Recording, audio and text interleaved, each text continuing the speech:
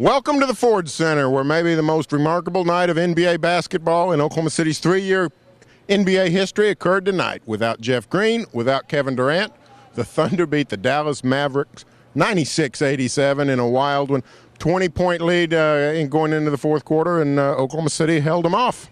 Barry, this is one of those games, we've seen it earlier this year when the Clippers had like 80 points missing, and you're like, how can the Thunder lose to them out in L.A.?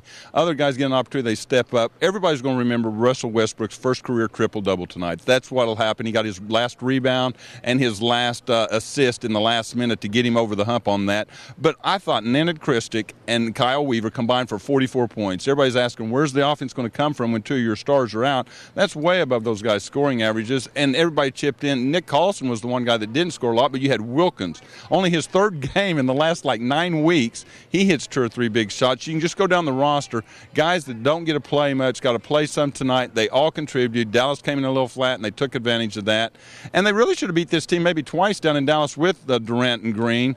And this is the one night I'd sort of like payback, I think. And you go to that Dallas locker room, they really felt like they didn't bring their best effort. But I think the Thunder took it to them. They deserve as much credit as Dallas does the blame. Another new guy, Thabo Sefolosha, all over the court tonight, playing defense, grabbing rebounds, hitting key shots. He looked like he was looking more and more like a key pickup. Well, his stats were not as good tonight as they were in Memphis the other night, but there's no question their defense has been much better the last 3 or 4 games, and he's a major reason of that. He takes one of the best players on the other team, the thing they used to have with Desmond Mason, and allows everybody to move down a spot on who you get to take, and he's done a terrific job. He did that to Josh Howard in Dallas. He did that the other night in Memphis with Mayo and Gay and some of those guys. Tonight he did it again.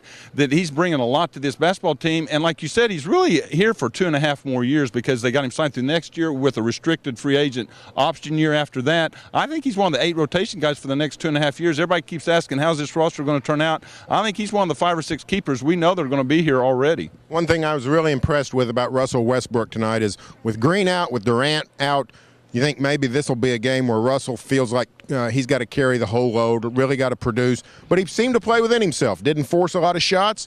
He's known for driving in a lot and maybe throwing up some shots he shouldn't. But tonight he showed great wisdom, great decision-making, and it paid off. He's the Rookie of the Month again for February in the Western Conference. The second time, the first Western Conference player, rookie, to earn that honor twice this year. You had Eric Gordon win it once. You've had other guys win it. That shows you his progress. I've been as hard on him as anybody. His assist-to-turnover ratio is a little crazy because he gets 4 or 5 turnovers some games. But one play will stand out for me from Westbrook on this game.